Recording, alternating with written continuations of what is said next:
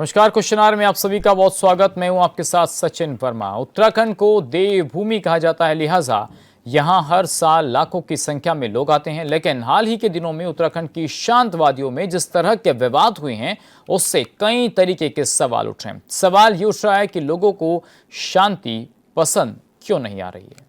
उत्तराखंड के कर्णप्रयाग में हुए विवाद के बाद प्रदेश का माहौल अभी पूरे तरीके से सामान्य नहीं हुआ था कि पंजाब से निहंग सिखों के एक समूह की उत्तराखंड में एंट्री को लेकर नया विवाद खड़ा हो गया। निहंग सिखों की घोषणा के बाद प्रदेश की सीमा पर बैरिकेडिंग की गई, लेकिन पुलिस की रणनीति फेल हो गई। सीमा पर बैरियर तोड़कर सैकड़ों की संख्या में निहंग सिख देहरादून तक पहुंच गए। यह अलग बात है कि जिला प्रशासन के आश्वासन के बाद निहंग सिख लौट गए, लेकिन कई सवाल भी छोड़ गए। चर्चा भी करेंगे, लेकिन उससे पहले ये रिपोर्ट देखिए। कल लगातार वार्ता के बाद जो कुछ जत्थे यहाँ पर आए थे और उनसे लगातार हमारी वार्ता पांटा साहिब में हुई थी। कई लोगों के द्वारा इसमें मान भी लिया गया था। कुछ लोगों के द्वारा करीब 15-20 लोगों ने बैरियर तोड़ के प्रवेश करने की कोशिश की थी। उनको बाद में समझा के वापस भेज दिया गया था। आज भी सुबह से हमारी लगातार वार्ता चल रही है। मुझे उम्मीद है कि जितने भी जत्थेदार यहाँ आए हैं उनकी सभी डिमांडों पर हम लोग विचार कर रहे हैं और वो भी हमारी बातों को समझेंगे। जो सामाजिक सौहार्द है उसे बनाए रखने में हमारा सहयोग करेंगे। जी, इस संबंध में शांतिपूर्वक उनके द्वारा पांटा साहब वापस आना हुआ और आज जो उनकी जो मांगे हैं या उनके द्वारा जो भी मांग पत्र दिया जाना है, तो उस संबंध में हमारा प्रतिनिधिमंडल उनके साथ में और ये पूरी आशा है मुझे कि इसमें बहुत सकारात्मक समाधान निकलेगा। चारधाम यात्रा शुरू होने से पहले कांग्रेस पार्टी ने कानून व्यवस्था को लेकर के सरकार को चेताने और जगाने का काम किया था, लेकिन सरकार के कान पे जू नहीं लगी। अब जिस तरीके से चारधाम यात्रा में खुलेआम हथियार लहराए जा रहे हैं, लोगों को घायल किया जा रहा है, बॉर्डर पर हथियारों के साथ प्रदर्शन हो रहा है, जनता में भय का माहौल पैदा करने की कोशिश हो रही है, इसे सीधा सीधा सरकारी संरक्षण प्राप्त हुआ है ऐसा लग रहा है। क्योंकि जब कानून का पालन सरकार नहीं करवा पा रही है, शांति व्यवस्था नहीं बना पा रही है, अराजकता की खुली छूट है, तो ये इंटेलिजेंस का भी फेल्योर है, कानून व्यवस्था का भी फेल्योर है। सरकार को ना जनता की कोई चिंता है, ना श्रद्धालुओं की कोई चिंता है। खुलेआम अराजकता हो रही है और भय का माहौल श्रद्धालुओं में भी दिखाई दे रहा है, जनता में भी दिखाई दे रहा है। तो इस विषय पर आज चर्चा भी करेंगे, लेकिन चर्चा की शुरुआत से पहले कर्णप्रयाग विवाद पर उत्तराखंड की जनता का क्या कुछ कहना है, वो सुन लेते हैं। देखो, हमारा कहना तो ये है कि जो सिख जो हैं ये हमारे भाई लोग हैं, हम सबका सम्मान करते हैं। लेकिन इस तरह से उत्तराखंड में आके गाली गलौज करना ये बिल्कुल निंदनीय विषय है। और मैं चाहता हूँ कि हमारी जो उत्तराखंड गवर्नमेंट है इसमें ज़रूर संज्ञान लेगी और इस तरह का गाली गलौज बर्दाश्त योग्य नहीं है। देखो, हम उनका सम्मान करते हैं, लेकिन वो बैठे आए बात करें ताकि बातचीत करके कुछ सॉल्यूशन निकले। कोई लड़ाई, कोई वो तोड़ नहीं है किसी चीज़ का। अगर ये बार बार ऐसा करेंगे तो फिर बर्दाश्त योग्य नहीं होगा। तो मैं जो देख रहा था कि किया तो उन्होंने गलत है। एक तो उन्होंने रुद्रप्रयाग में जो तलवारबाजी की, आम जनता पे जो है बिना निहत्तों पे जो है वार किया, और उसके ऊपर से जो है वो क्या कर रहे हैं कि अपनी तानाशाही जो है दिखा रहे हैं और यहाँ पे जो है फिर कूच करके जो है हमें डराने धमकाने की कोशिश कर रहे हैं। तो ये उत्तराखंड को बिल्कुल भी बर्दाश्त नहीं है। ये हमारा उत्तराखंड राज्य जो है, आपको पता है कि 4 धाम भी इस राज्य में आते हैं और बाहर से कई पर्यटक लोग भी आते हैं। तो इससे एक मैसेज तो गलत चला जाता है कि देखो जी वहाँ पे मारपीट काट मार हो रही है, तो इससे भी जो है बड़ा प्रभावित हो रहा है हमारा राज्य। तो मैं तो सरकार से यही निवेदन करूँगा कि इन पे जो है नकेल कसी जाए। ऐसे अराजक तत्वों को जो है सबक तो मिलना ही चाहिए। वो इसलिए हुआ है ना, जब उन्होंने रास्ता रोका हुआ है, आने नहीं दे रहे, तो हम अपने हक के लिए कुछ ना कुछ तो करेंगे ही। बस यही दिक्कत चल रही है, बस वो रोकना पड़ेगा। वो रोक रहे हैं, हम निहंगों को आगे नहीं जाने दे रहे, वो कुछ ना कुछ तो करेंगे ही। बस यही चक्कर है सारा। उनकी मांग एक ही है, बस जो वहाँ पे झगड़ा हुआ है, सिंगों पर पर्चा डाला है और किसी को पूछताछ ही नहीं करी है। हमारा किसी के साथ कोई वो नहीं है सर, सब एक है यहाँ पे। जो जितने भी भाईचारा है, हिंदू मुस्लिम सिख ईसाई सब एक हैं, कोई पराया नहीं है। लेकिन बात क्या है, जरा सी बात को लेकर के जो हुड़दंग बना दिया। तो आपने सुन लिया उत्तराखंड की जनता का क्या कुछ कहना है और एक रिपोर्ट भी हमने आपको दिखाई थी। अब इस पूरे मामले को लेकर लगातार बयानबाजियां भी हो रही हैं और सवाल ये है कि अगर ऐसी परिस्थिति बन गई कि उत्तराखंड के बॉर्डर सील करने पड़ गए विकासनगर के और उसके बाद भी रात की जो तस्वीरें थी वो बहुत हैरान करने वाली थी। इसको लेकर भी कई तरीके के सवाल उठ रहे हैं कि आखिर खुफिया विभाग क्या कर रहा था, क्या उनको जानकारी नहीं थी किस तरीके से लोग उत्तराखंड के अंदर एंटर हो रहे हैं और उनकी मांगे क्या क्या। हालांकि पूरी रात ड्रामा चलता रहा और सुबह जाकर लगभग 3:30-4 बजे इस पूरे मामले पर आश्वासन दिए गए, तब कहीं जाकर मामला शांत होता हुआ नजर आ रहा है। हालांकि हर जगह से बात निपटारे की आ रही है कि भाई बात निपटा ली जाए और जिन लोगों को गिरफ्तार किया गया सिखों को उनको छोड़ दिया जाए। सवाल यह है कि आखिर ऐसा क्यों हुआ और इस पर अब राजनीति क्यों हो रही है, इसी पर बात करूंगा। आज कुछ खास मेहमान हमारे साथ जुड़ गए हैं, उनका परिचय आपसे करा देते हैं। राजेश बिष्ट हमारे साथ हैं, बीजेपी के प्रवक्ता हैं, बहुत स्वागत राजेश जी आपका। अभिषेक भंडारी जी कांग्रेस के नेता स्टूडियो मेरे साथ हैं, आपका बहुत स्वागत। कल्पना सेमवाल जी यूकेडी के प्रवक्ता हैं, आपका भी स्वागत कल्पना जी। लक्ष्मी बिष्ट जी वरिष्ठ पत्रकार मेरे साथ जुड़ गई हैं, बहुत स्वागत लक्ष्मी जी आपका भी। उमा सिसोदिया जी आम आदमी पार्टी के प्रदेश अध्यक्ष भी मेरे साथ स्टूडियो में मौजूद हैं, आपका बहुत स्वागत। तो राजेश, ये परिस्थितियां ऐसी बनी कि मामला कहीं होता है और लड़ाई रात को कहीं और लड़ी जा रही है, तो अचानक से ऐसा माहौल क्यों हुआ और क्या निहंगों की आप इसमें गलती मानती हैं प्रथम दृष्टया जब वहां झगड़ा हुआ?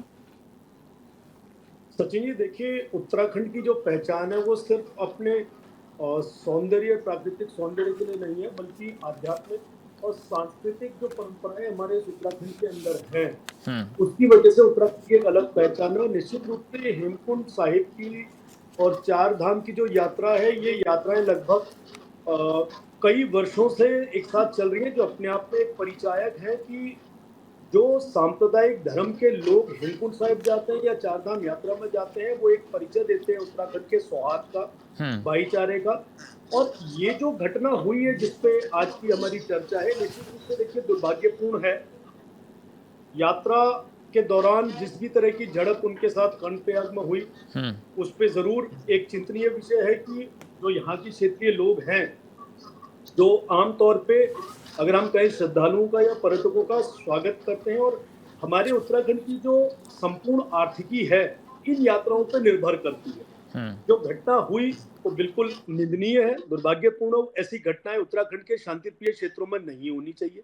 जो यहाँ का आम जनमानस है, वो पूरे उत्तराखंड के अंदर आने वाले पर्यटकों का हो या श्रद्धालुओं का हो, स्वागत के साथ साथ उनके लिए तैयारियों में भी कई समय से लगा रहता है कि ये लोग आएंगे तो हमारे क्षेत्र में कहीं ना कहीं जो आर्थिकी को भीड़ की हड्डी मानते हैं उसमें हमें सहयोग मिलेगा। ठीक है राजेश जी, मैं पूछ रहा हूँ कि पार्किंग का जो विवाद था वो तलवारों में बदल गया, अचानक से तलवारें निकाली गई और स्थानीय जो लोग थे, जो होटल या बाजार की जहाँ पर बात हो रही है कि भाई वहाँ झगड़ा होता है, उसके बाद पुलिस ने यह आरोप लग रहा है कि एक तरफा कार्रवाई की।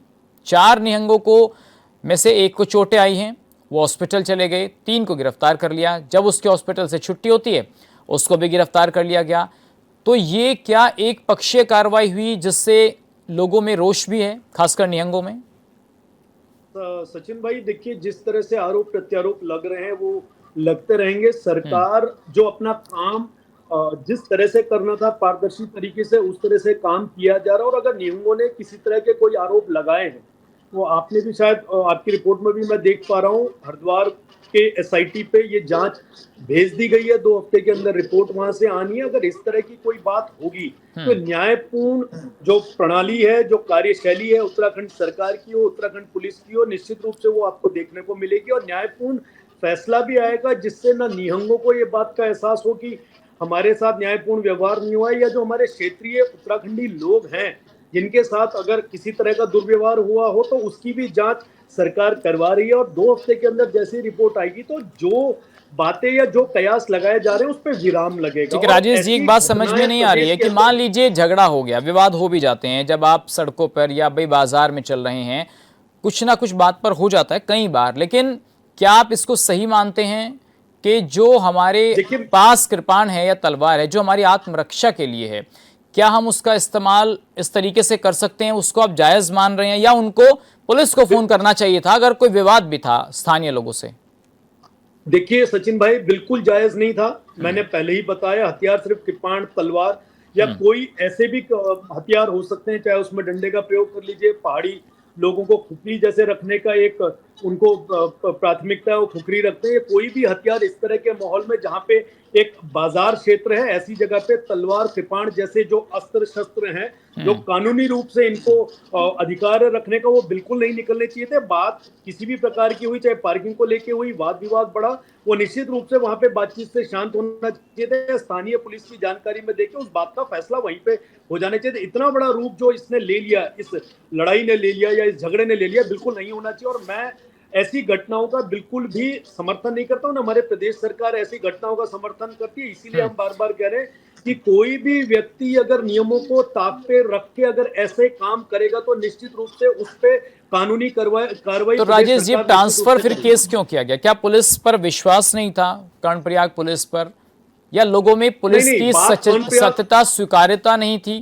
ट्रांसफर क्यों किया फिर केस? नहीं, देखिए ऐसा कुछ भी नहीं था कि कर्णप्रयाग की पुलिस पे किसी तरह का कोई वो नहीं था, लेकिन कल को निहंगों को यह नहीं लगना चाहिए कि स्थानीय पुलिस ने स्थानीय लोगों के कहने पर किसी तरह की कोई जांच रिपोर्ट में उनके पक्ष पे बात रखी है। इसीलिए उस जांच को नीचे मैदान में हरिद्वार भेज दिया गया, ताकि निष्पक्ष रूप से न निहंग जो कर्णप्रयाग गए थे उनकी बात को कोई इस तरह का हो कि इनका किसी तरह का समर्थन लिया हुआ, या कर्णप्रयाग के जो हमारे अपने भाई बंद हैं उनका किसी तरह का समर्थन लिया गया।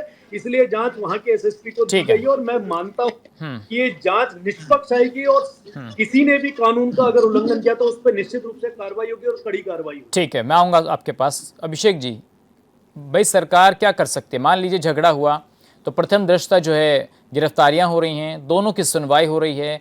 अभी राजेश जी बता रहे हैं भाई विश्वसनीयता की अगर बात आ रही है तो कर्णप्रयाग से हरिद्वार केस आ जाता है, तो निष्पक्ष जांच की बात हो रही है कि निष्पक्ष जांच होगी। अब वहां पर कोई सवाल नहीं उठा पाएगा। क्रॉस केस की भी बात हो रही है कि दोनों तरफ से क्रॉस केस कर दिया जाए, भाई उनको भी चोटें आई हैं तो उनको भी चोटें आई हैं। और निहंग तो अब कह रहे हैं भैया निपटा लीजिए मामला, ज़्यादा आगे नहीं बढ़ाना चाहिए मामला, सब एक ही परिवार के लोग हैं। तो इसमें फिर दिक्कत क्या है कांग्रेस को? सचिन जी, कांग्रेस को कोई दिक्कत नहीं है। कांग्रेस को क्यों दिक्कत होनी है?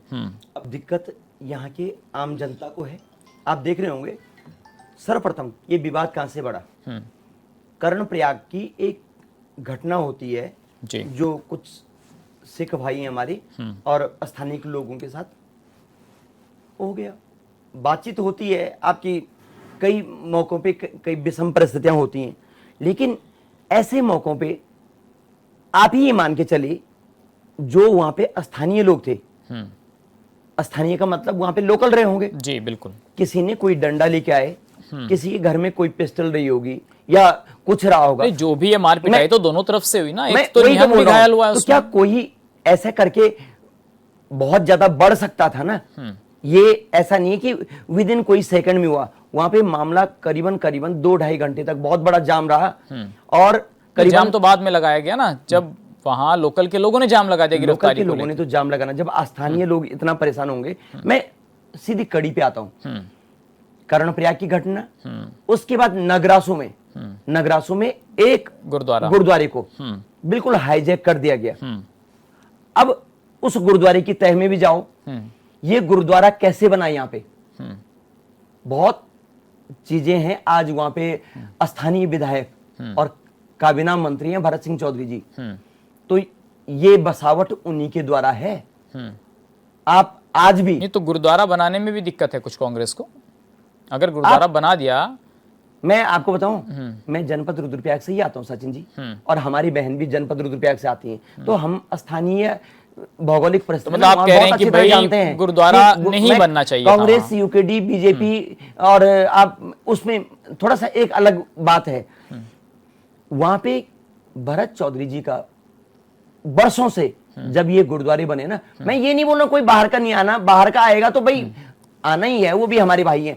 और मैं अभी आपकी जो बाइट सुन रहा था ना, आपने जो बाइट चलाया स्थानीय लोगों की, कुछ सिख भाइयों की, तो जो सिख भाई बाइट दे रहे थे ना, वो आज की नहीं है, उनकी यहाँ पे पीढ़ियां होंगी यहाँ पे, मुझे जहां तक अनुमान है। मैं आपकी बात समझ गया। अब आप ये कह रहे हैं कि भाई भरत चौधरी जी वहां से कैबिनेट मंत्री हैं, तो उनका क्या इस मामले में रोल था जो आप बात बताना चाह रहे हैं गुरुद्वारे को लेकर? गुरुद्वारा भी उनकी बसावट है, मतलब ये भरत चौधरी जी ने गुरुद्वारे को वहां बसाया पहले से ही, तो उन्होंने कुछ गलत काम कर दिया?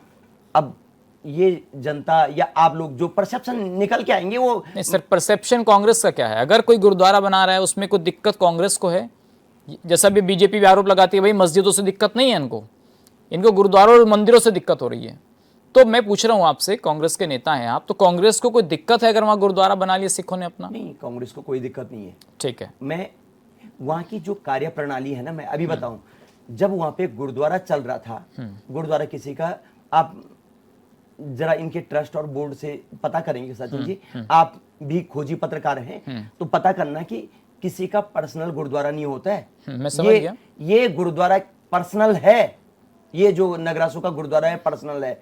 नहीं सर, उसकी तो एक कमेटी होती है। देखिए पर्सनल तो कोई नहीं बना सकता, मान लो बन भी गया तो एक कमेटी तो काम करेगी ना, और सब गुरुद्वारे कमेटी जो है एसजीपीसी से जुड़े हुए होते हैं। ये थोड़ा इसकी जो कार्य प्रणाली है ये बिल्कुल अलग है। आप वो तो आप इसको अवैध मान रहे हैं? बिल्कुल अवैध है, अवैध है। अच्छा ठीक, ठीक है। जब अगर डिबेट में कभी जाएंगे तो फिर लंबी चर्चा होगी। चलो कोई नहीं, फिर आगे बताइए उसमें क्या हुआ। अब यहाँ पे कुछ सरदार भाई लोग आए, सिख भाई लोग आए, उन्होंने गुरुद्वारे को हाईजैक किया। नहीं, हाईजैक तो बाद में किया ना, पहले विवाद होता है, पुलिस गिरफ्तारी कर लेती है, उसके बाद विवाद होता है कि गुरुद्वारे के अंदर गए, खुद को बंधक बना लिया 2 घंटे तक। आप ये बताइए, 2 घंटे तक तो इन्होंने अपने आप को बंधक बनाया, वो तो लग रहा है अपने आप को बंधक बनाया। वहां पे जो संचालन कर रहे थे उस गुरुद्वारे का, उनको भी बंधक बनाया। और आप कई जगह बाइट देखिए, इन्होंने उन लोगों को किस तरह से डराया धमकाया। 3 दिन तक 4 दिन तक वहां पे क्या ड्रामा चलता रहा। फिर वहां पे डीएम एसएसपी जो भी आए होंगे, उनके माध्यम से वार्ता, आपको लग रहा होगा ये वार्ता हुई है, ये हमारे मुंह पे एक तमाचा है। आप बताइए, कोई भी सरदार हो या कोई सिख ईसाई किसी भी धर्म जाति का है, अगर यहाँ पे आते हैं हमारे मेहमान हैं, लेकिन उन्होंने वहां पे हाईजैक कर दिया। अगर सचिन जी, आप अगर किसी होटल या गुरुद्वारे को हाईजैक करते, आपके साथ क्या सलूक होता? ये हमारी बहन है यहाँ पे उमा सुशोदा जी, अगर ये हाईजैक करते तो इनके साथ क्या? ठीक है सर, मुझे एक कमेंट सबसे लेना है। मैं अभिषेक जी सर, फिर मुझे ब्रेक की कमांड आ जाएगी सर। अब जब मैं कड़ी जोड़ रहा हूं तो आप बोल रहे हैं कमेंट लेना, आप ले लीजिए कमेंट। मैं आपका यहीं से शुरू करूंगा ब्रेक पर, जब मैं ब्रेक से लौटूंगा थोड़ा एक बार सबका। हाँ बोलिए। 20-30 सेकंड में कंप्लीट करने दीजिए। उसके बाद इन लोगों को जब एसएसपी और डीएम ने इनको वापस पता नहीं क्या बात वार्ता हुई और इनको पटके लगा के सम्मान, भाई इन्होंने कोई इतना बड़ा कोई तमगा हासिल नहीं किया था, इन्होंने लोगों को हाईजैक किया था और आप इनको सम्मान देते हैं। ये वापस इनकी वीडियो जारी होती है जब पंजाब ये हरियाणा जाते हैं कि इनको दोबारा वहां सम्मान किया जा रहा है। भाई एक बात चलिए, खैर चर्चा तब शुरू होती है, ये चर्चा तब शुरू होती है कि वो बोलते हैं कि हम वापस जाएंगे और हमारा कोई मार्ग नहीं रोक सकता है, हम जो चाहें करें, तलवारें उठाएं, कृपाण उठाएं। धीरे धीरे ये माहौल उत्तराखंड को क्या आप इस तरह से बनाना चाह रहे हैं? ठीक है अभिषेक जी, मैं इसमें अभी तो आपने सारी बातें बता दी कि भाई मैटर में क्या हुआ है, किसकी गलती किसकी नहीं। पुलिसिया कार्रवाई पर लगातार हम बात कर रहे हैं, उसके बाद हम बीजेपी के रोल पर बात करेंगे। कल्पना जी, क्या गलती हुई है प्रशासनिक तौर पर भी, और इसमें जो कह रहे हैं कि भाई कानून व्यवस्था खराब हो गई है, क्या कानून व्यवस्था को चुनौती देने की कोशिश हुई है और पुलिस प्रशासन सरकार कहां फेल है, जो आप लोग आरोप लगा रहे हैं? बिल्कुल सचिन जी, ये एक छोटा सा विवाद था, हो सकता है वो किसी हिंदू भाई में भी हो सकता है, पार्किंग का विवाद था, इसको इतना बड़ा नहीं बढ़ाना चाहिए था। ये जो है वहाँ की जो स्थानीय पुलिस है, जो जिला प्रशासन है, उसी के स्तर पर जो है इसका निस्तारण हो जाना चाहिए था और कुछ कदम उठाए भी गए होंगे।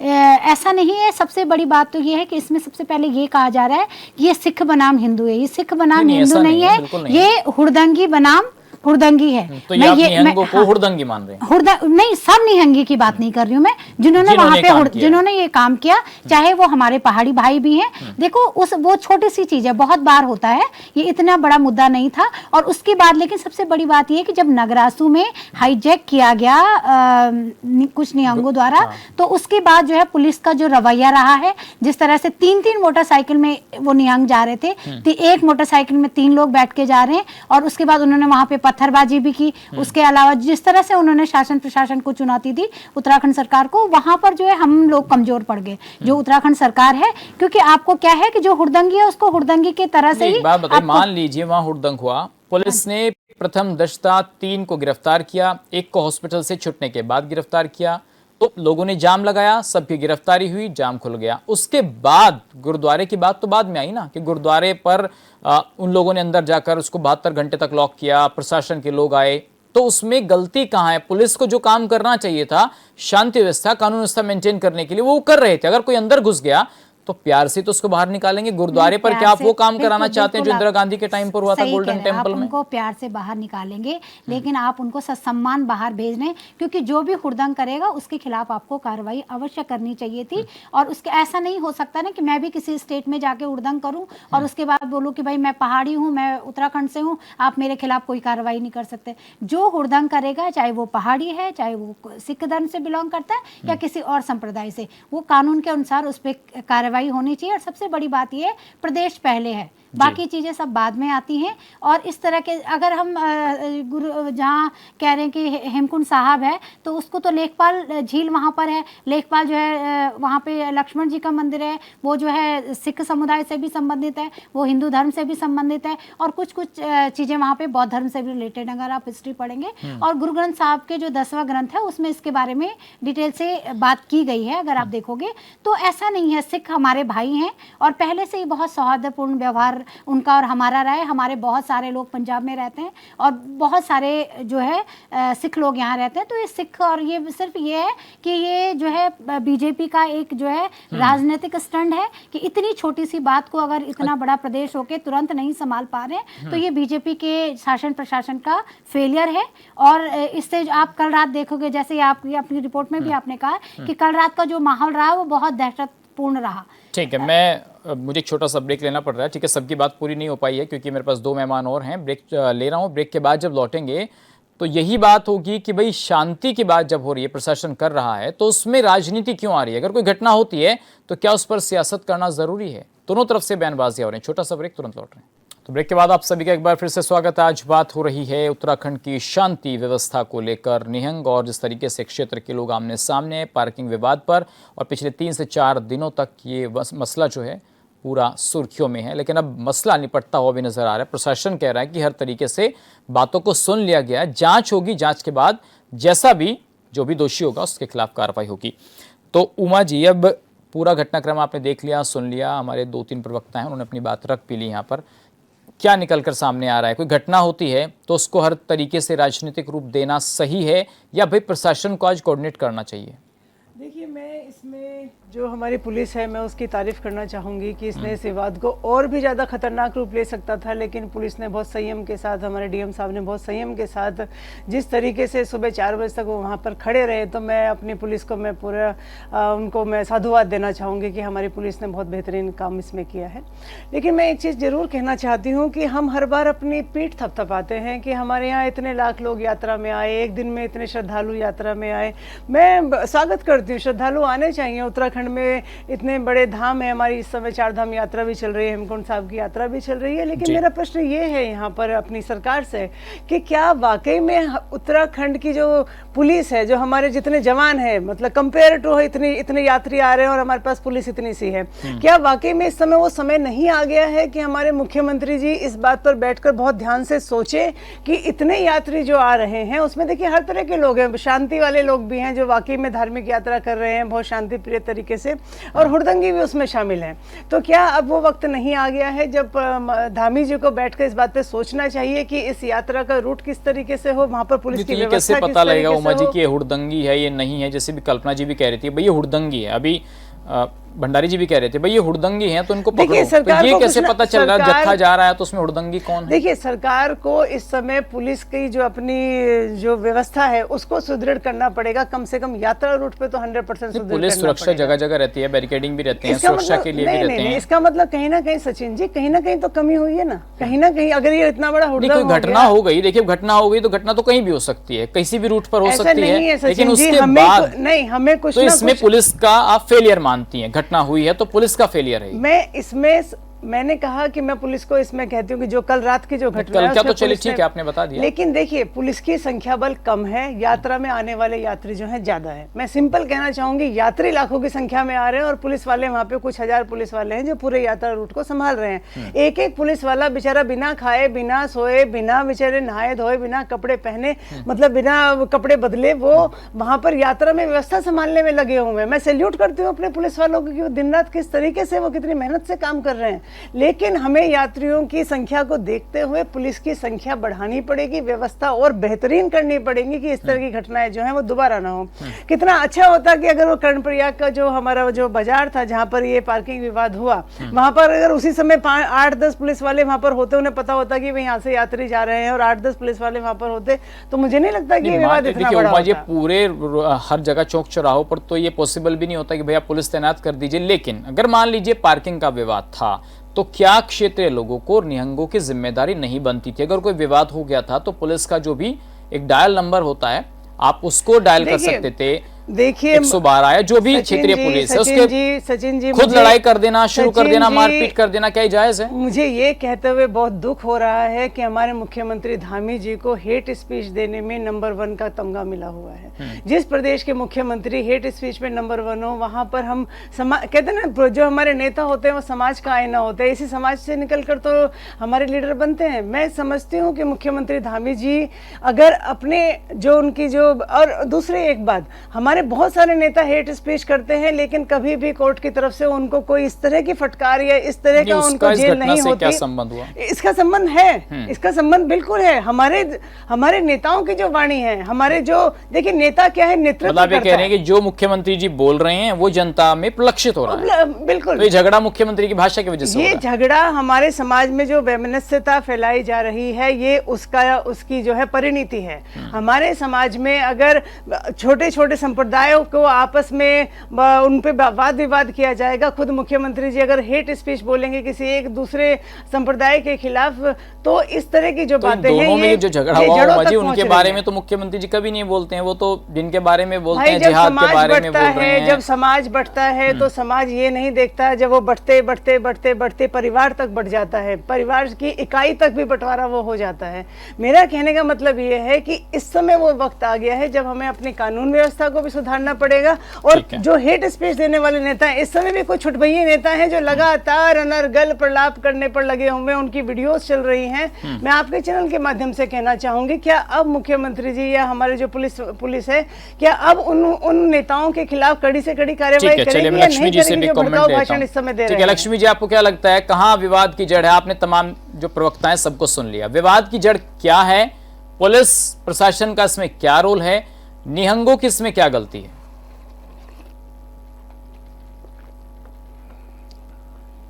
लक्ष्मी जी, आवाज नहीं आ रही। लक्ष्मी जी, आपको आवाज आ रही है? राजेश पृष्ठ, मुझे लगता है अभी लक्ष्मी जी आप मुझे सुन पा रहे हैं? ठीक है, मैं आऊंगा लक्ष्मी जी आपके पास। तो राजेश जी, अब देखिए उमा जी कह रही है भाई मुख्यमंत्री जी जहरीली भाषा बोल रहे हैं और इस घटना के पीछे जिम्मेदार मुख्यमंत्री के वो वक्तव्य हैं जो वो अक्सर अपने मंचों से देते हैं। सचिन जी, देखिए प्रदेश की सरकार ने जिस प्रकार से ऐसे माहौल में शांति की जो व्यवस्था बननी चाहिए थी, जिस शांतिपूर्ण तरीके से मामला सुलझाया जा सकता था, उसमें अपना 100% दिया है। देखिए, हेट स्पीच की जहां तक हम बात करें, हेट स्पीच उन समुदायों के लिए एक बात जिस तरह से कहना चाह रहे हैं, मुझे जरूर समझ आ रहा है बात की इनका उस विशेष समुदाय के प्रति विशेष लगाव के साथ साथ पीड़ा भी है, क्योंकि वो इनके राज्यों में वोटर रहे, तो वो इनकी पीड़ा झलक रही है मीडिया के माध्यम से। इसमें कोई गलत बात नहीं है। इनको अपने विशेष समुदाय के लोगों के प्रति इतना स्नेह होना भी चाहिए, क्योंकि ये रक्षक की भूमिका में दिल्ली में, और उन्हीं विशेष समुदाय के लोगों ने 2020 के जो दंगे दिल्ली के अंदर हुए, इन्हीं की पार्टी के चुने हुए पार्षद ने छत पे जो पेट्रोल बम तैयार करे थे, जो तलवारें तैयार करी थी, जो पत्थर तैयार करे थे, वो आज भी वो जेल के अंदर इनका पार्षद अंदर बैठा है। इनकी हेट स्पीच इस समुदाय के लिए नहीं है। क्यों? क्योंकि ये दंगे करते हैं। इनकी हेट स्पीच किसके लिए? इस देश के तीसरी बारी चुने गए सम्मानित प्रधानमंत्री के लिए होती है, जिसके कारण इनकी दिल्ली की सरकार गई। अब वही हाल इनका पंजाब में होने वाला है। अच्छा, ये बताइए, कहीं ना कहीं उस पीड़ा से ग्रस्त हैं। और ठीक है राजेश जी, आप भी क्या जो निहंग थे उनको असामाजिक तत्व मान रहे हैं या भाई गुंडागर्दी की? क्या उन्हें आप भी उनको यही मानते हैं? सबसे पहले मैंने जब आपने सवाल किया था, मैंने तभी आपको कहा था कि किसी भी प्रकार के दंगे करने वाले, उनका ना धर्म होता है, ना पंथ होता है, ना समुदाय होती है, ना जाति होती है। अगर कोई भी व्यक्ति इस तरह का कार्य कर रहा है, चाहे वो किसी धर्म से हो, पंथ से हो, समुदाय से हो, उसके ऊपर कड़ी से कड़ी कार्रवाई होनी चाहिए और वो उदाहरण होना चाहिए अन्य उन लोगों के लिए तो इस तरह का कृत्य करने से पहले सोचे। ठीक है, हमारे कांग्रेस के साथी ने बहुत सारी बातें बोली। हाँ, मैं एक मिनट राजेश जी बस मैं जस्ट आपको एक मिनट के लिए सर रोकना चाहूंगा, क्योंकि लक्ष्मी जी का अब तक भी कमेंट्स नहीं हुआ है, वो काफी देर से जुड़ी हुई है। लक्ष्मी जी आपको आवाज आ रही है? और सर मैं आपसे यहीं से कंक्लूड करूंगा। लक्ष्मी जी आवाज आ रही है? जी जी हाँ, जी, तो मैं ये पूछ रहा हूँ, आपने तमाम जो प्रवक्ता हैं सबको सुन लिया, मैं पूछना चाहता हूँ लक्ष्मी जी आपसे कि क्या गलती थी, घटना क्यों हुई, उसके बाद पुलिस का जो रोल रवैया रहा है, क्या वो संदेह के घेरे में है? सचिन देखिए, पहले तो हमें ये समझना पड़ेगा कि देखिए दोनों प्रदेशों में जो है अब चुनाव है जी। लेकिन मैं इसमें ये कहना चाहती हूँ कि देखिए चुनाव पंजाब में भी है, उत्तराखंड में भी है, लेकिन एक सॉफ्ट कॉर्नर जो मैं इस पूरे सिनेरियो में देख रही हूँ तो पंजाब के प्रति हम लोग और या बीजेपी जो है वो सॉफ्ट कॉर्नर रख रही है। तो इसमें मैं बल्कि जो हमारे साथ विपक्ष के नेता जो बैठे हैं तो ये एकदम सटीक मौका था कि इनको आवाज उठानी चाहिए थी। और दूसरी बात है कि बीजेपी की जैसे मैं बात कर रही हूँ कि देखिए उत्तराखंड में भी चुनाव है, लेकिन हम ये क्यों भूल रहे हैं कि बाहर से आके यात्राएं बहुत जरूरी है, हम भी चाहते हैं, हमारे स्थानीय लोग जो हैं पूरा कॉपरेट करते हैं। आप ऋषिकेश से शुरू कीजिए और अगर आप चार धाम की बात करते हैं वहां तक देखिए कितनी पब्लिक जो है यात्रा के दौरान जो है वो परेशान रहती है, तो कहीं ना कहीं उत्तराखंड उसको कॉपरेट करता है। अगर अब ये डिमांड होने लगी उनकी कि हमारे लिए अलग रूट हो या अब दूसरे क्योंकि देखिए उत्तराखंड देवभूमि है, उत्तराखंड में हर ऐसा नहीं है कि किसी भी समुदाय का कोई मंदिर ना हो, मस्जिद ना हो या गुरुद्वारे ना हो। अगर हर आदमी जो है उत्तराखंड में ये डिमांड करने लगे कि हमें जो है अलग रूट हमारे लिए हो या हमारे लिए अलग चीजें बनाई जाए, तो आपको क्या ये पॉसिबल लगता है? तो बीजेपी जो है वो इस तरीके से अगर मतलब रवैया रखती है, क्योंकि देखिए जो गलत कर रहा है नहीं, आप गलत मानते हैं? निहंगों ने जो किया वो गलत हुआ? बिल्कुल नहीं, मैं देखिए किसी भी समुदाय की मैं कभी कोई बुराई नहीं कर रही हूँ, उनके वो अपनी तरफ अपने आप में जायज हो सकते हैं। लेकिन अच्छा, मतलब आप कह रही है भाई उन्होंने जो लड़ाई की, तलवारें निकाली, वो जायज आप उसको कह रहे हैं? हो सकते हैं, लेकिन बिल्कुल मैं अगर अपने प्रदेश की बात करूं तो हमारे स्थानीय लोग जो हैं वो एक आम जनजीवन से अस्त व्यस्त रहते हैं इन यात्राओं के दौरान। आप जाके देखिए कितनी उनको प्रॉब्लम झेलनी पड़ती है। अगर पहाड़ से अगर 10-10, 12-12 लेकिन लक्ष्मी जी आप कह रहे हैं कि भाई वो परेशान रहते हैं, आपको थोड़ा तो भाई तमाम चीजें आप देखते हैं कि कितना टूरिज्म और कितना इनकम का साधन भी उनका चार धाम यात्रा और इस तरीके के साधन है। सचिन एक चीज है, मैं आपका जवाब मैं देती हूँ कि बिल्कुल सब कुछ है, हम लोग उनका वेलकम करते हैं हमेशा। कोई भी सरकार रही हो, चाहे कांग्रेस हो बीजेपी हो, उन्होंने हमेशा बाहर के जितने श्रद्धालु आए उनका स्वागत है उत्तराखंड में। लेकिन प्रॉब्लम क्या है कि क्यों भाई हम अपनी सारी चीजें कैसे भूल जाएं? अगर हमारे स्थानीय रोजगार मिल रहे हैं, लेकिन अगर कोई बाहर वाला आके उत्तराखंड में आके गाली दे जा रहा है उत्तराखंड वालों को। नहीं लक्ष्मी जी, अगर कोई गलत काम कर, देखिए अगर यात्राएं चल रही हैं, चार धाम यात्रा हो या फिर जो हमारी और यात्राएं होती हैं सनातन में, अगर कोई गाली दे रहा है लेकिन तो उसकी जिम्मेदारी गलत कर रहा है तो प्रशासन की होगी, प्रशासन की है। मैं वही कहना चाह रही हूँ, कानून के अनुरूप कार्रवाई हो, इसके लिए कदम उठाना चाहिए, वो होनी चाहिए। मैं वही कह रही हूँ कि ऐसा नहीं कि उत्तराखंड क्यों हमेशा झेले, भाई हमारे स्थानीय लोग हमेशा सफर करें, वो भी तो हम लोगों को बर्दाश्त नहीं है। तो फिर तो लक्ष्मी जी सारी यात्राएं बंद कर देनी चाहिए, स्टॉपेज लगा देना चाहिए भाई, ना तो चार धाम यात्रा होगी, बंद नहीं कर, ना हेमकुंड साहिब यात्रा होगी चाहिए। लेकिन जो श्रद्धालु हैं वो इस तरीके से हरकतें नहीं करते सचिन, लेकिन जो गलत टाइप के लोग यहाँ पे आ रहे हैं श्रद्धालु के भेष में, यहाँ लड़ाई नहीं आप ठीक है, आप ये कह सकते हैं, मैं आपकी बात से संतुष्ट हूँ कि जो गलत लोग आ रहे हैं उन पर कार्रवाई करो, लेकिन आप ये कहें कि भाई ये यात्रा रोक दो, उनको बिल्कुल ससम्मान उनको यहाँ से बाहर विदा नहीं कर सकते। अगर स्थानीय लोगों पे ने गलती की है तो उनपे भी कार्रवाई हो, लेकिन बाहर से आके अगर जो कोई यहाँ पे गलती करता है सचिन, तो उसको भी हमें बख्शना नहीं चाहिए, क्योंकि ऐसे में तो दूसरों को भी बढ़ावा मिल रहा है ना जी। भाई आज कुछ लोगों ने एक गुरुद्वारा हाईजैक कर दिया, तो उसके बाद कोई और आएगा वो हमारे मंदिर हाईजैक कर दिया, कोई तीसरा आएगा उसके बाद हमारे मस्जिद हाईजैक कर दिया। तो हमारी सरकार इस चीज को कब तक देखेगी? तो आप जो एंटी सोशल एलिमेंट्स हैं उनके बारे में कह रही हैं कि भाई कोई भी आए सबको ही बंद कर दो। नहीं नहीं, जो गलती कर रहा है सचिन, सबको क्यों बंद करेंगे? आप कह रहे हैं कि भाई यात्राएं हो रही हैं, हमारे लोग नहीं। दुखी हैं, हम परेशान हैं। नहीं नहीं, कहने का मतलब सचिन ये है कि देखिए सफर जो इनकी, अभी मैं जो वीडियो देख रही थी, डिमांड थी कि हमारे लिए जो है अलग रूट की व्यवस्था की जाए, या हर कोई अगर अलग रूट मांगेगा तो क्या ये पॉसिबल है कि उसमें से वही लोग चलेंगे?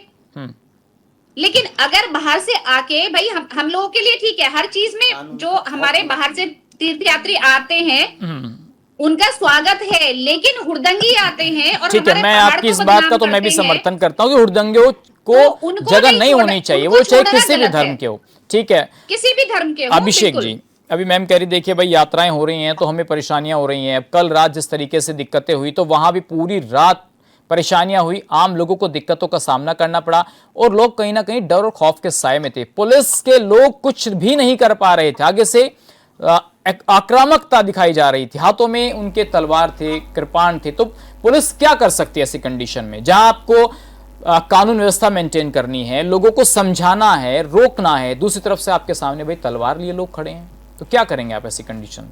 वहां तो आपको पुलिस प्रशासन का धन्यवाद देना चाहिए कि जैसे अभी उमा जी भी कह रही थी, भाई पूरी रात अधिकारियों ने खड़े होकर मामले को शांत कराया और आप उल्टा पुलिस पर सवाल उठा रहे हैं। नहीं, बिल्कुल भी नहीं। पुलिस पे सवाल पुलिस पे नहीं है सचिन जी। मैं अभी बताऊं, जिस तरह से वहां पे कप्तान साहब और जिलाधिकारी महोदय रात रात तक वहां पे रहे और खुद निगरानी पे रहे। अभी एक छोटी सी बात बता रहा हूं, जैसे आप ही यहाँ पे हम सबको मैनेज कर रहे हैं HNN पे, अभी आप हमें मैनेज कर रहे हैं, आपको गाइडलाइन है भाई इसी पे बात करनी है, इससे बाहर बात ही नहीं कर पाओगे आप। जिसका अगर किसी ने बोल दिया तो उसका माइक बंद कर दो, ये वही हुई ना बात है। अब जब कर्णप्रयाग की घटना पे और नगरासु की घटना पे जो इतने हुड़दंगी थे जी, उनको आप ससम्मान वापस भेजते हैं। सर और क्या करेंगे? कानून व्यवस्था मेंटेन अरे करनी उनके- है तो सबको समझाकर चलना पड़ेगा ना। आप क्या चाहते हैं कि भाई यहाँ आधा पंजाब आ जाए?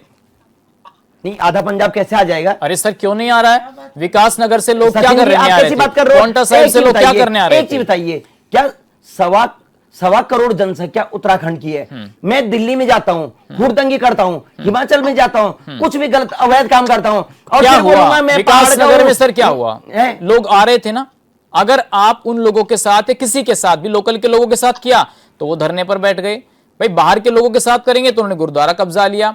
मांग हो रही है कि उन्हें छोड़ दो, नहीं तो हम विकास नगर सील कर देंगे। अरे पांवटा साहिब से लोग आ गए, पंजाब से लोग आ गए, यहाँ अधिकारियों से मुलाकात कर रहे हैं वो लोग, तो माहौल तो फिर और ज्यादा खराब होगा ना। अगर आप ये तो पुलिस प्रशासन को देखना कि वो स्थिति कैसे कंट्रोल होगी। प्यार से होगी तो प्यार अपनाया जाएगा, डंडे से होगी तो डंडा चलेगा। बिल्कुल। तो ये हम और आप कैसे तय करेंगे कानून व्यवस्था कैसे? ये करना तो प्रशासन को है। प्रशासन के अलग अलग हिस्से होते हैं, जैसे पुलिस है, LIU है, जिलाधिकारी है, सबके अपने अपने डिपार्टमेंट बटे हुए हैं। आपको क्या लग रहा है माननीय मुख्यमंत्री जी ने उतने दिनों से एक भी वक्तव्य जारी किया क्या? प्रदेश की मुखिया हैं वो। सर क्या वक्तव्य चाह रहे हैं? प्रशासन खड़ा है ना एक टांग पर। आज भी DM SSP साहब खड़े थे, कल रात भी खड़े थे, पूरी फोर्स लगी हुई है। आप क्या बात कर रहे हो? अभी तो मैम कह रही थी कि भाई मुख्यमंत्री बोलेंगे, 1 लाख लोग आ जाएंगे, तब आप बोलोगे तो कि ये मुख्यमंत्री बोल देंगे तो क्या सब कुछ ठीक हो जाएगा? आपको क्या लग रहा है? ठीक है राजेश जी, आप भी रिस्पॉन्ड कर दीजिए। मुख्यमंत्री की मांग कर रहे हैं कि उनको बोलना चाहिए, उनको बुलवा दीजिए। और दूसरा भी अभिषेक जी कह रहे थे कि भाई गुरुद्वारे तो मंत्री जी बनवा रहे हैं, मंत्री जी बनवा रहे हैं आपके गुरुद्वारे। उन्हीं की देन है कि गुरुद्वारा बना, इलीगल है, प्राइवेट चल रहा है, मंत्री जी चलवा रहे हैं, और कब्जा किया तो वो भी अवैध है। सचिन जी देखिए, मैं दो तरह से अपनी बात कहना चाहूंगा। 1971 का युद्ध इस भारत ने पाकिस्तान के साथ लड़ा था, और जब शांति समझौता हुआ उस समय की तत्कालीन जो प्रधानमंत्री थी वो इंदिरा गांधी जी थी जी। उन्होंने इस दोनों देशों की शांति बनी रहे करके 93,000 युद्ध बंदियों को, ये रिकॉर्ड में है। नहीं बिल्कुल सही बात है, इतिहास के पन्नों में दर्ज है। 93,000 युद्ध बंदियों को वापस पाकिस्तान भेजा। युद्ध बंदी किए किसने? हमारे कब्जे में थे वो युद्ध बंदी, सिर्फ इसलिए भेजा कि दोनों देशों के बीच में अमन और चैन बना रहे। ये लेकिन सिख बंधुओं की बात कर रहे हैं। ऑपरेशन राजेश जी उससे भी बड़ा उदाहरण आप की घोषणा होती है अमेरिका से। राजेश जी इंदिरा गांधी ने घोषणा करी थी, आज ट्रंप करता है घोषणा।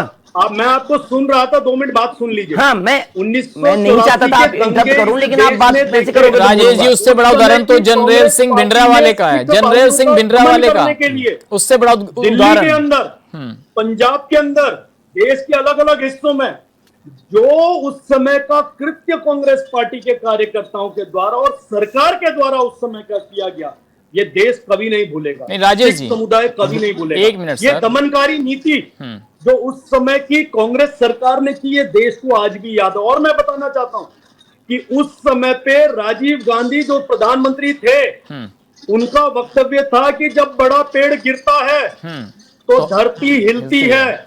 इस बात से खुलेआम उन्होंने सिख समुदाय के प्रति जो अपनी संवेदनाएं थी या सिख समुदाय के प्रति जो उनका भाव था, इस देश के प्रत्येक कांग्रेस पार्टी के कार्यकर्ता ठीक है, आप बोले। ठीक है राजेश जी, मेरे पास समय का अभाव है, जल्दी फटाफट बोलिए। मारने का देखिए, ये कांग्रेस और बीजेपी का नया वो है कि कोई मुद्दा आता है उससे भटकाना। यहाँ पे राजीव गांधी, इंदिरा गांधी जी ने क्या किया, कब क्या है, ये मुद्दा चल रहा है कि कर्णप्रयाग में क्या हुआ, उत्तराखंड में क्या चल रहा है। अगर आप कह रहे हैं कि प्रेम पूर्वक जो है निहंगों को भेज दिया था ना मोटरसाइकिल में बिठा के ससम्मान, तो उसके बाद ये वापस क्यों आ गए? वापस इसलिए आए हैं क्योंकि प्रशासन का डर नहीं है, उत्तराखंड का सरकार का कोई खौफ नहीं है निहंगों में। और जो लोग, आप जिस तरह की बात अब सचिन जी कह रहे थे, मैं बिल्कुल आपसे एग्री नहीं करती हूँ। आप कह रहे हैं कि लोग आ जाएंगे, ऐसे तो कोई भी आ जाएगा। तो ये उत्तराखंड सरकार इसमें क्या कर रही है और हमारा प्रदेश क्या कर रहा है, ऐसा नहीं। प्रशासन की जिम्मेदारी है रोकने की, हर तरीके से वो काम कर रही है। जो देहरादून के डीएम ने जो कल रात किया, जो कल रात की जो उनकी बात थी, उसके लिए मैं वाकई में, जैसे उमा जी कह रही थी, वाकई में उनका कार्य सराहनीय है। लेकिन जो कर्णप्रयाग में हुआ, जो नगरासू में हुआ, और जो आपके कैबिनेट मंत्री हैं, उन्होंने मुंह नहीं खोला। आशा नौटियाल जी ने एक शब्द नहीं बोला, कुछ नहीं कह सकते थे, मुख्यमंत्री ने नहीं बोला। लेकिन जो जिस तरह की बाइट चल रही है, जिस तरह के बातें चल रही थी, उन बातों को रोका जा सकता था कि आप इस तरह की चीजें न करें। लेकिन ऐसा नहीं है, उत्तराखंड कोई धर्मशाला नहीं है या कि कोई भी आएगा और यहाँ कुछ भी कर देगा। ये हमारा प्रदेश है और हम अपने प्रदेश के लिए खड़े रहेंगे। देखिए, मैं इसमें सिंपली, मैं आऊंगा राजेश जी आपके पास। इसमें मैं सिंपली सिर्फ फिर से अपने वक्तव्य पे मैं कायम हूँ कि इस समय वक्त आ गया है कि हम लोगों को, ये जो लाखों की संख्या में जो यात्री आ रहे हैं, देखिए धार्मिक यात्राएं होनी है, जरूर होनी है, वो होनी भी चाहिए। लेकिन सरकार को अब इसके लिए एक अलग से एक डिपार्टमेंट बनाना चाहिए, अलग से एक पुलिस फोर्स बनानी चाहिए कि उस फोर्स का काम सिर्फ धार्मिक यात्राओं को चलाना ही हो। वो उसी रूट पर वो लोग काम करें, उसको किसी और फोर्स पे ना लगाया जाए, कहीं और ना लगाया जाए। ये मेरे को सुझाव है सरकार के लिए कि हमें अलग डिपार्टमेंट, अलग पुलिस फोर्स और उनकी ट्रेनिंग भी अलग तरीके से अभी जो मैंने कहा कि भाई जो प्यार से अगर बात चल रही है, अभी निहंगों ने भी कहा कि नहीं, हम चाहते हैं प्यार से मामला निपट जाए। सर अभी बाइट सुनवाई थी मैंने, उन्होंने कहा है कि हम चाहते हैं कि मामला निपट जाए। हम लड़ाई कर रहे हैं, मैं थोड़ा दोनों पक्षों का जो भी कार्रवाई है उस पर हो जाए, जो गलती है उसको सजा मिल जाए, वो ये कह रहे हैं। लेकिन ये वाद विवाद आगे नहीं बढ़ना चाहिए। जो मांगे हैं वो डीएमएसएसपी के सामने रख दी गई हैं, आगे जो प्रोसीजर होगा। मैं ये पूछ रहा हूं, क्या वो दौर भूल गए? कांग्रेस की सरकार थी, कांग्रेस की सरकार थी पंजाब के अंदर, और किस तरीके से जनरल सिंह भिंडरावाला ने गोल्डन टेम्पल पर कब्जा किया और इंदिरा गांधी ने उसमें क्या एक्शन लिया। वही कारण बना ना देश के अंदर क्या कुछ हुआ। अगर आप फोर्स को यूज कर रहे हैं तो वो भी तो सोच समझकर करनी पड़ेगी कि परिस्थितियां क्या हैं, उत्तराखंड में क्या परिस्थिति है और पंजाब में क्या परिस्थिति थी उस वक्त। तो जो एक्शन का रिएक्शन हुआ पूरे देश ने देखा आज तक। अगर कोई बात, मैं लक्ष्मी जी आपसे पूछ रहा हूं, प्रशासन को कानून व्यवस्था मेंटेन करनी है तो अगर प्यार से हो रही है तो प्यार से कीजिए, डंडे से करें, इसमें क्या गलती है? बिल्कुल सचिन, देखिए ऐसा होता है ना कि हम लोग किस तरीके से अपनी बात रखते हैं और हम किस तरीके से अपनी बात मनवाते हैं, उन दोनों चीजों में फर्क है। लेकिन अपने प्रदेश को हमें ये चाहिए कि अगर पहले हम अपने प्रदेश को रखेंगे, ऐसे में तो हर कोई दबाव डाले और हमारा ही प्रदेश उसको झेले, तो वो मुझे लगता है कि वो बर्दाश्त करने लायक नहीं होता है। इसलिए बात करना एक अलग मैटर है, लेकिन प्रायोरिटी किसको देना है वो सरकार को सोचना। ठीक है राजेश जी, आपने तो पहले अपने प्रदेश को ही रखा था, एक की भी गिरफ्तारी नहीं हुई, सबकी गिरफ्तारी निहंगों की हो गई थी, तो फिर ये दबाव क्यों हुआ बाद में कि भाई इनको छोड़ा भी जाएगा, चलिए मांगे भी मानी जाएंगी। और जो कांग्रेस के नेता भी कह रहे हैं कि भैया एक पक्षीय कार्रवाई नहीं होगी, कोई बाहर से आके गुंडागर्दी करेगा हम स्वीकार नहीं करेंगे, और यात्रा वगैरह पर सब बैन लगा दो। यात्रा पे बैन लगाने के लिए बिल्कुल नहीं बोला सचिन जी, ये हमारा वक्तव्य नहीं है। सचिन जी, पिछले 2 दिनों से आप निरंतर टीवी न्यूज में या अपने सोशल मीडिया हैंडल पे पूरे प्रदेश के अंदर देख रहे होंगे कि जो विपक्षी दल हैं, मुख्यतः कांग्रेस और यूकेडी, बार बार वीडियो जारी करके ललकारने का काम, चुनौती देने का काम, और बार बार उन्हें ये कहते हैं कि तो ये माहौल ये खराब कर रहे हैं, माहौल खराब कर रहे हैं लोग। बार बार इस कार्य को, बार बार इस मौके को इन सब बंद करवा दो भाई। समझाने के साथ दोनों पक्षों नहीं, ये कहते भाई हुड़दंगियों को बंद करवा दीजिए। के द्वारा भी हम तो बोल रहे अपनी बात को रखी गई और उन्होंने कहा कि निश्चित रूप से कार्रवाई होनी चाहिए, लेकिन जो विपक्षी 2 दिनों के अंदर कर रहे हैं ये बिल्कुल गलत कर रहे हैं। तो विपक्ष का एजेंडा है। चलिए, बहुत शुक्रिया आप सभी का, राजेश जी, अभिषेक जी, कल्पना जी, लक्ष्मी जी, उमा सिसोदिया जी, तमाम मेहमानों का बहुत शुक्रिया। शांति पसंद क्यों नहीं आ रही है, इसको लेकर आज हमने बात की। फिलहाल इतना ही, नमस्कार।